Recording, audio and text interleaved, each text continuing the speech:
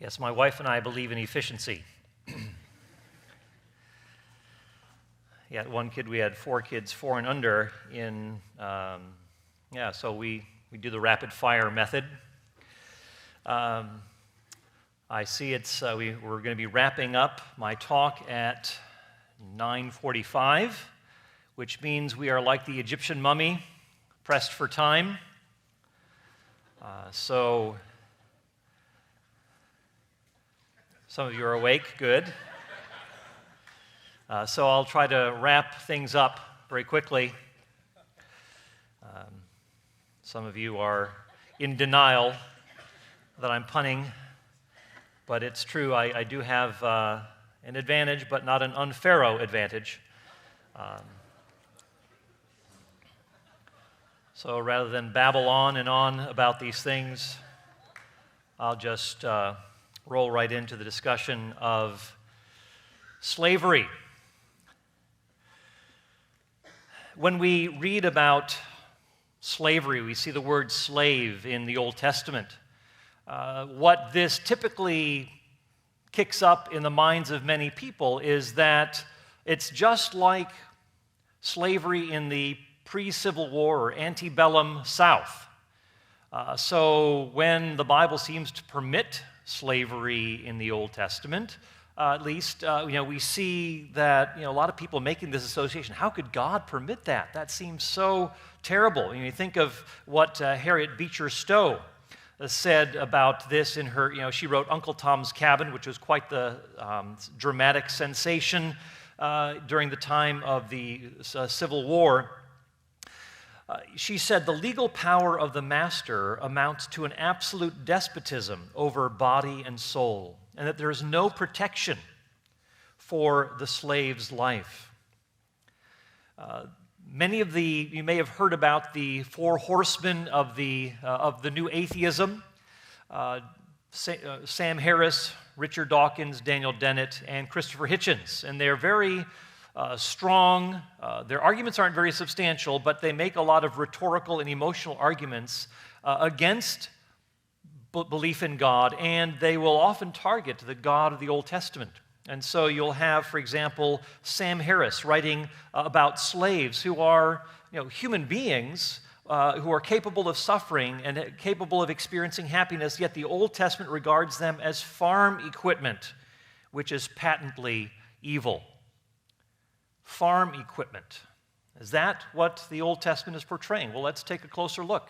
What I'd like to do is first give a general overview of what the Old Testament has to say about servitude in Israel. I'm going to be using the word servitude rather than slavery because I think it's inaccurate.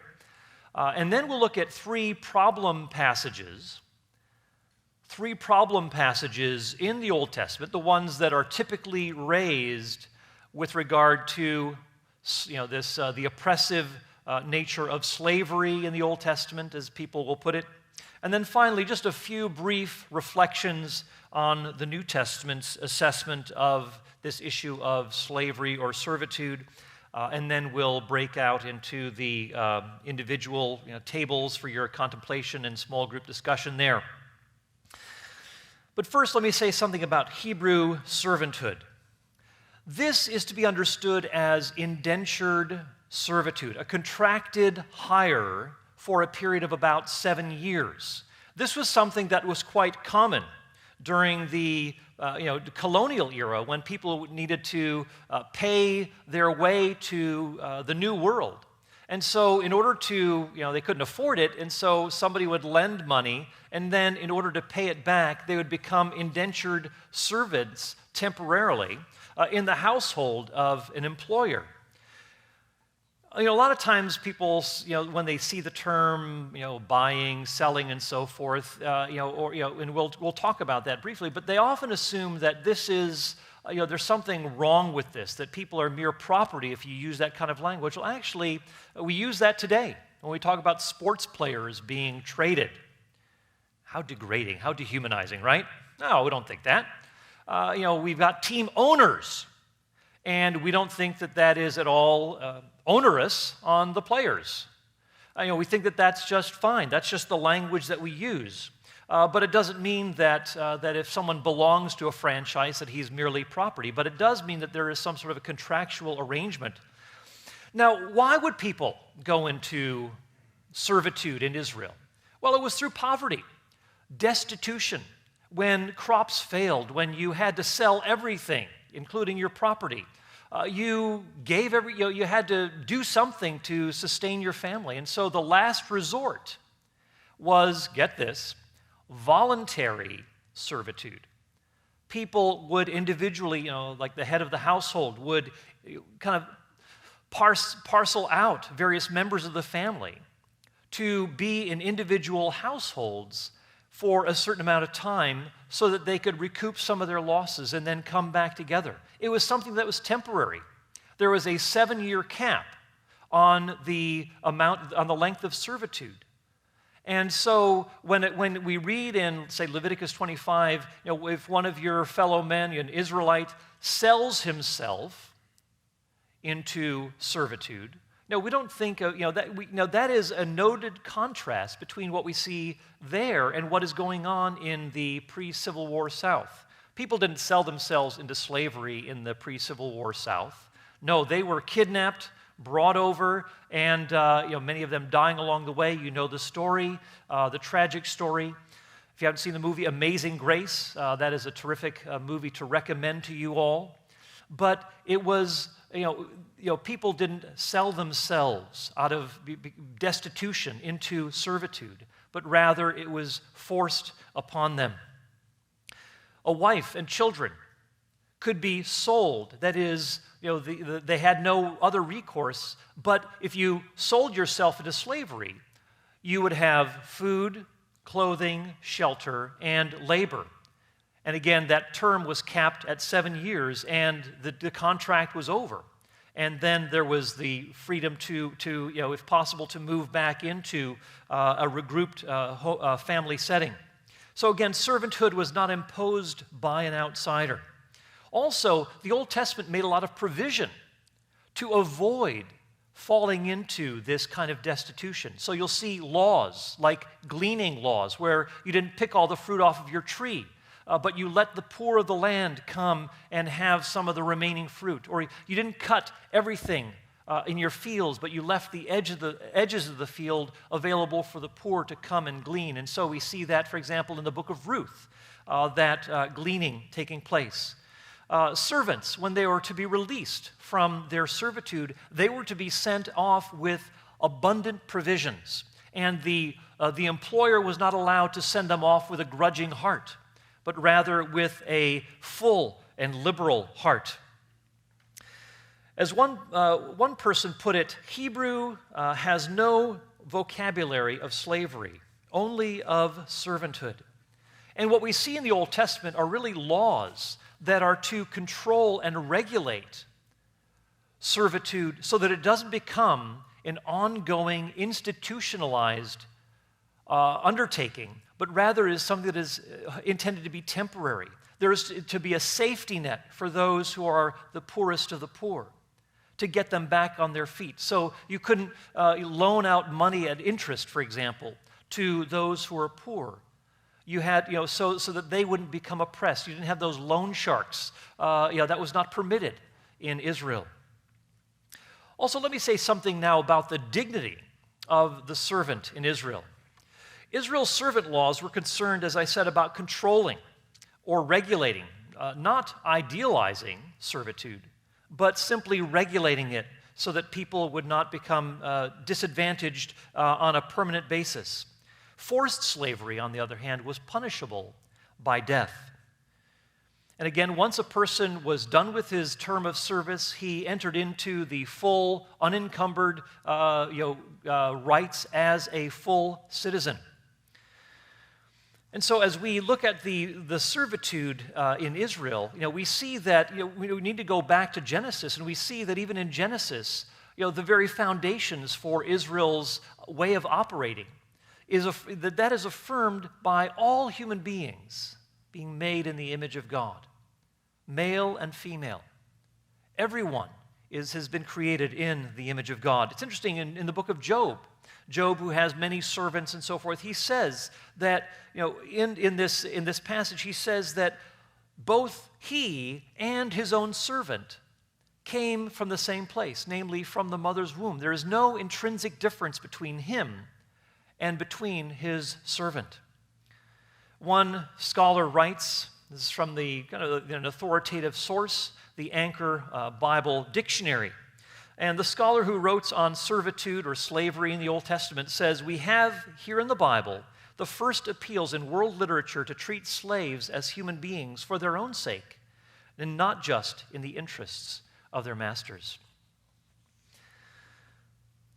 When Abraham Lincoln was speaking at his second inaugural address after he had been reelected president, he talked about how people in the North and the South read from the same Bible, prayed to the same God, but yet were pitted against each other on this issue of slavery.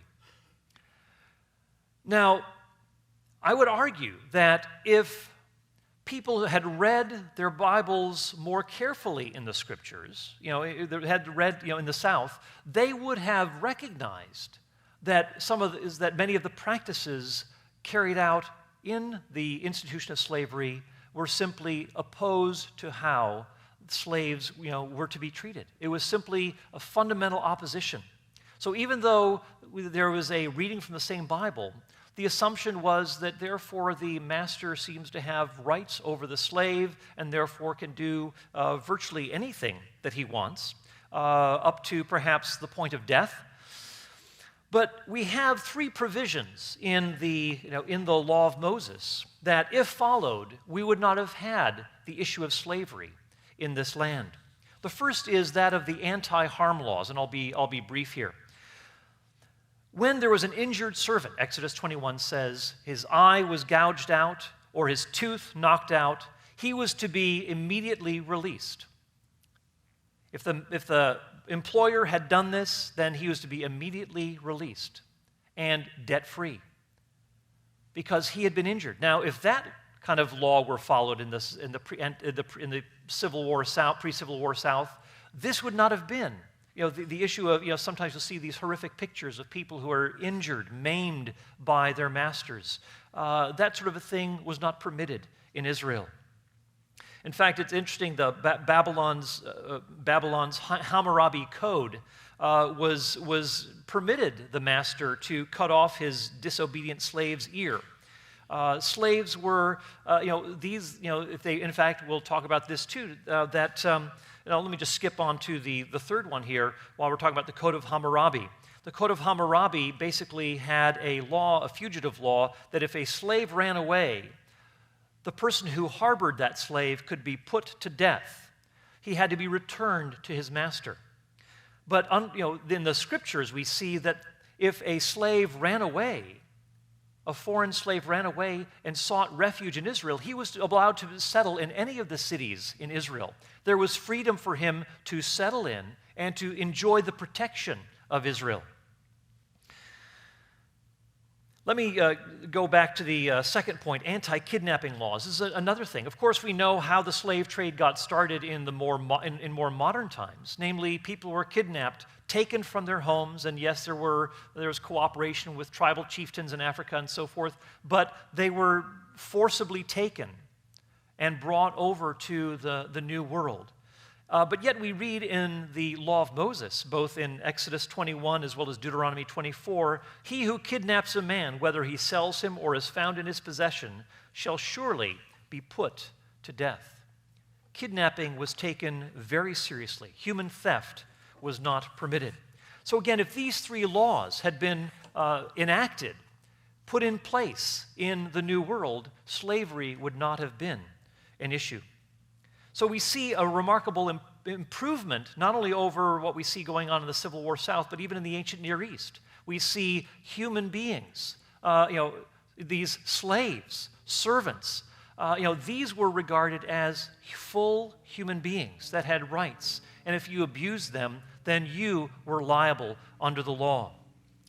Let me move ahead to the examination of some biblical texts that are a little more difficult.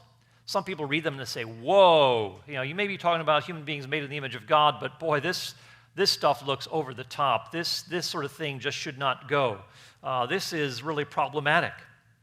All right, let's take them one at a time. And again, these are, as I look at the Old Testament texts, these are the ones that have stood out to me as being the ones that pose the most problem. And critics typically raise these issues or raise these texts to blast the Christian faith or to critique the Old Testament God. The first one is from Exodus 21. It says, if a man strikes his male servant or his female servant with a staff so that he or she dies as a result of the blow, he will surely be punished. However, if the injured servant survives 1 or 2 days, the owner will not be punished, for he has suffered the loss. Now, what does this mean? Well, of course, we've already seen that in the Old Testament, the full dignity of all human beings is affirmed. But some people will say, well, it says here, if the servant dies after a day or two, the master is given the benefit of the doubt because no murderous intent was involved. Okay, good. But the critic is going to say, yeah, well, that's nice. So you can beat him to within an inch of his life, but if he just manages to somehow survive that, then the benefit of the doubt is given to this employer or master. Well, is that really what is going on here? Remember, what we've already seen, that if a fugitive slave from another land came to Israel to find refuge from a harsh master, this would be all the more so for a fellow Israelite, that if he is being abused, he could run elsewhere to find refuge in someone else's home. So it just seems to me, why would the runaway slave from a foreign land, in a sense, get preferential treatment where he's going to come and enjoy the benefits of protection in Israel, but yet an Israelite himself who has been beaten to within an inch of his life can't find that kind of escape? No, this sort of a thing doesn't really add up. But another thing that we ought to remember is this, that what this is probably, some people say, well, isn't it saying that this servant is his money, literally, his silver? Doesn't that mean that he is property? No. It does mean that there is that this person has put out money in order to take this person in, and so if he brings injury to this man, he himself suffers loss. So there is a financial loss, but really this passage takes place in the context of injuries that are the result of quarrels and disputes. And in fact, in the previous setting, there is the burden upon the person who has brought injury to pay the medical fees.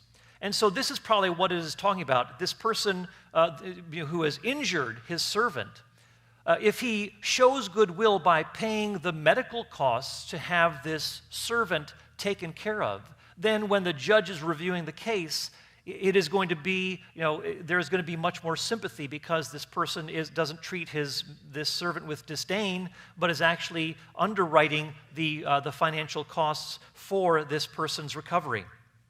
So that's one setting. I just don't see that as posing a problem for the believer. It seems like we have a very straightforward case of fair treatment before the law. Another passage is this. It's taken from Exodus 23. If you buy a Hebrew servant and he's to serve you for 6 years, but the 7th year he'll go out free without paying anything. If he came in by himself, he'll go out by himself. If he had a wife when he came in, then his wife will go out with him.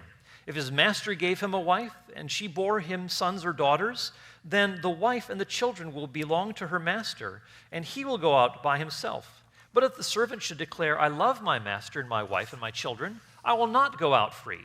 Then the master must bring him to the judges, and he will bring him to the door or the doorposts, and his master will pierce his ear with an awl, and he shall serve him forever. So that's all there is to it. All right. Well, what's going on here? We've already seen that a person can temporarily sell himself into servitude, a voluntary servitude. But for this particular law, some critics will complain that a man kind of gets off scot-free, so to speak, but the woman and the children are disadvantaged, even trapped in this arrangement. The man goes free, and that seems to reflect an anti-woman or anti-child bias. Well, and isn't this the sort of thing that people criticized in the Civil War, that families were separated from each other, like Frederick Douglass when he was a young boy was separated from his mother, this former slave? Is the Scripture advocating something like this? Well, if you look a little more closely, you see that this is really not happening at all. First, we have good reason to think that this passage is not gender specific. In other words, it's not singling out the male having greater advantages and the female having the disadvantages. Judges knew how to apply the law. This is an example of what's called case law. And unless there are certain specific things like something related to childbearing, that would apply to the woman. But generally speaking, these things could work either way. And so various scholars have suggested this reading, which certainly fits in with that spirit. If you buy a Hebrew servant, she is to serve you for 6 years, but in the 7th year, she will go out free. If her master gives her a husband, and they have sons or daughters, the husband and the children will belong to her master, and she will go out by herself. So again, that whole gender issue is really a non-issue. The spirit of this law is not being violated at all by switching the scenario. Secondly, the scenario isn't as harsh as it first appears. Now let's stick with the male servant scenario here. Let's say that the employer arranges for a marriage between this unmarried male servant and an unmarried female servant. So by taking both these servants into his household to work off a debt, the boss has made an investment. And he stands to suffer loss if the servant walks out on this contract. It's kind of like military service. In the military, you don't say, I just got married, therefore, I should be exempted from any further military service unless I let you know when I'm ready to come back. No, you've contracted to serve in the military for a certain amount of time, and the marriage issue is going to be subordinated to that contract so that you can honor your word. So it wouldn't make sense to let the man go with his family without paying off the debt. Thirdly, the released man has 3 options. He could wait for his wife and children to finish their term of service while he worked elsewhere, but that's not a good arrangement. No, he wants to be together with his family. And so why be separated, working elsewhere when you can be with your family in that household? Secondly, he could get a decent job elsewhere and save his shekels to pay his former boss to release his wife and kids from a contractual obligation. Well, the problem here is that you've not only got to sustain yourself, but you're also trying at the same time to buy out the employer so that he will release your wife and children. The most stable and economically sensible thing to do was to permanently attach yourself to this employer. And so that transaction at the door and the piercing of the ear and so forth makes a good deal of sense, given the harsh economic times that one would be going back into if you try to work a job and also pay off sustain yourself and also pay your former boss. So I think, again, a very sensible response to some of these issues. I think this third text is the one that raises the most questions in the minds of many people. And I'll read you the text from Leviticus 25. Now listen carefully here. This is, maybe some things will stand out in your mind. Some maybe alarm bells will go off. We're told that the Israelites are not to be sold in a slave sale. It says, "But as for your male and female slaves, whom you may have, you may acquire male and female slaves from the pagan nations that are around you. Then, too, it is out of the sons of the sojourners who live as aliens among you that you may gain acquisition. And out of their families who are with you, whom they will have produced in your land, they may also become your possession. You may even bequeath them to your sons after you to receive as a possession. You can use them as permanent slaves." Now, this is one particular translation. Now, some people say, You had me up to this point. It was looking good. And then I read this text, and this is really throwing me for a loop. All right, well, let's unpack this a little bit. It's interesting that in this same text earlier, in Leviticus 19, Israel is told to love the stranger, same word that's used here, the sojourner, to love the stranger or the sojourner in the land. Interestingly, too, in Exodus, even before that, in Exodus 21, we read about there is the importance of not abusing those who were in servitude. And this applied not just to those who were Jews, but also to anyone who is in the land. And God is often reminding the people. You see this repeated throughout Exodus, Leviticus, Deuteronomy. You see repeated to treat kindly or to love the alien in your midst because you too were aliens in the land of Egypt. So their experience in a foreign land was to shape their attitudes about how people in their own land from other countries were to be treated. A second point is this. The verb acquire in Leviticus 25 doesn't have to involve selling or purchasing as property, as we've seen. People could sell themselves into servitude, and that was considered a financial transaction. But it didn't mean that that person was therefore mere property. It's interesting, too, that this verb is used in other portions of the Old Testament, where, for example, in Genesis 4:1, Eve has acquired or gotten a child with the help of the Lord. In Genesis 14:19, God is seen as the possessor of heaven and earth. Boaz acquires Ruth as his wife. There was a certain legal transaction, but you see Ruth in the book of Ruth as fully equal to Boaz, even though she's a foreigner. She is a full partner with Boaz, and one who is the great-great-great-grandmother to King David. Thirdly, the very aliens, and this is very important. You see in that passage in Leviticus 25, it talks about aliens and sojourners. The text, I say, goes on. So read into verse 47, which I did not read you intentionally, but it says that if a sojourner or one of these aliens, people from other lands, actually earn enough money that they become people of means, they could actually purchase or gain their own freedom. The assumption is that they don't have to be bound in that particular condition. So they can stay. Remember that passage we talked about in Exodus 21? That person could attach himself to his employer and be permanently bound to that person. So they weren't stuck in lifelong servitude inevitably. So we have here a remarkable passage that is often overlooked when people look at the first part of Leviticus 25 passage that I read.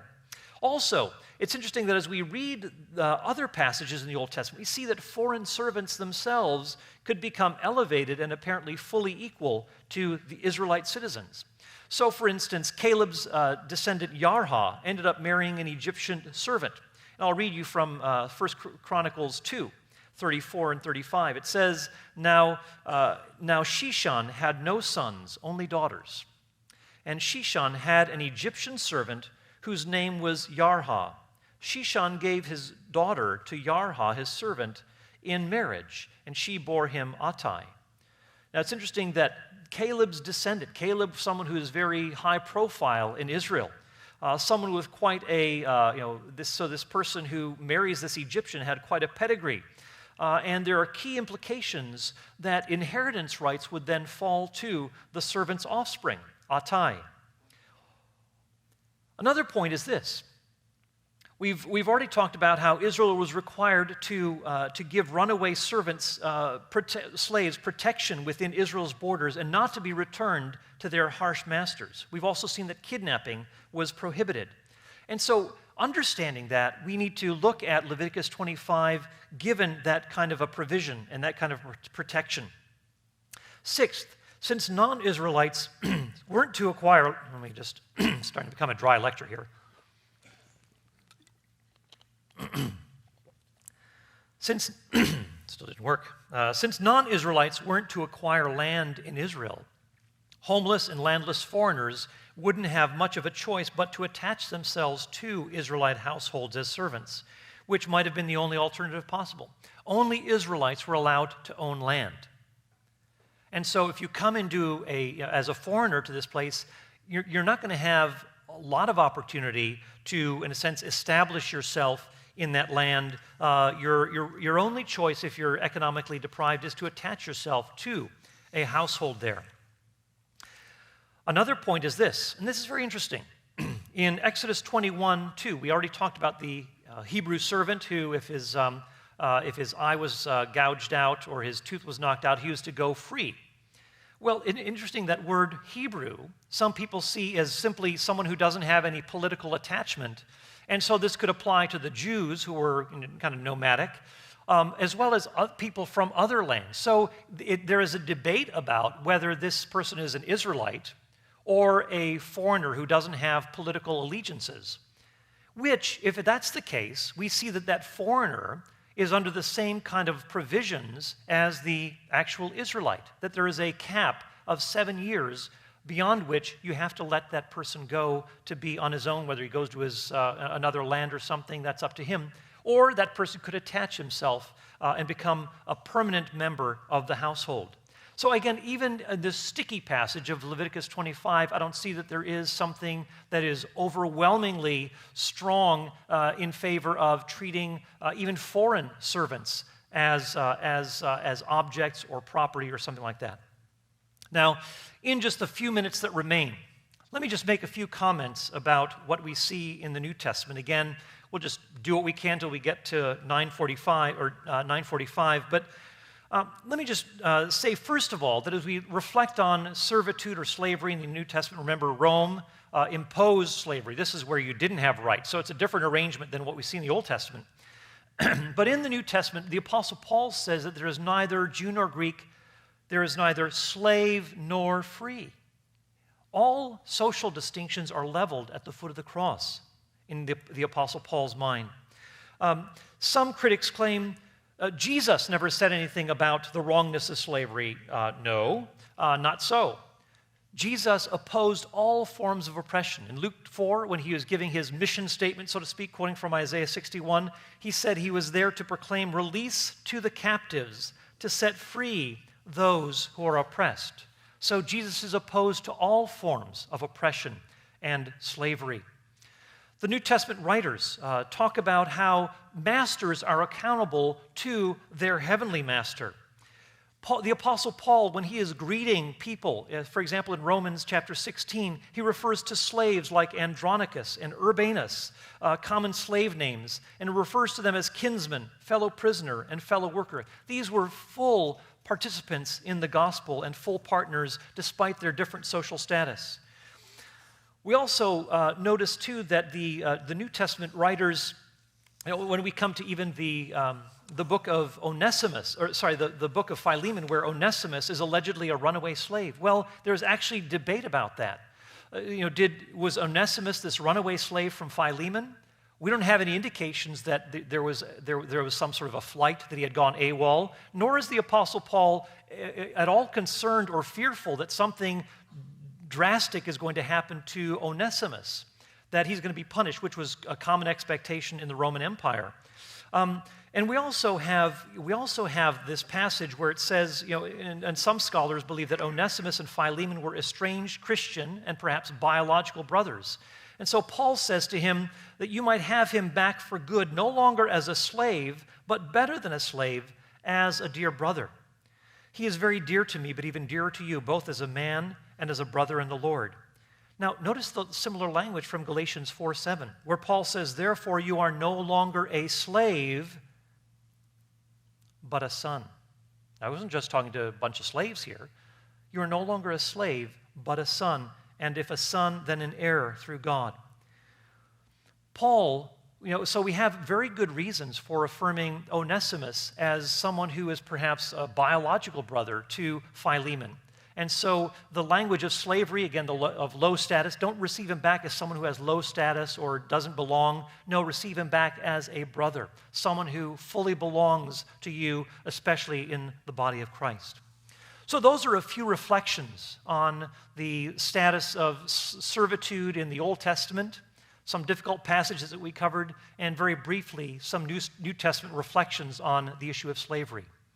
And so now at this time, why don't we, you've got some questions before you, and so this will be your opportunity to ponder those questions, and then after that, after you've had some time to think about those questions and maybe jot some questions down that you want to ask during the Q&A time, then you'll have group discussion. So we'll just begin with that and leave you to your own personal reflection. Thank you very much.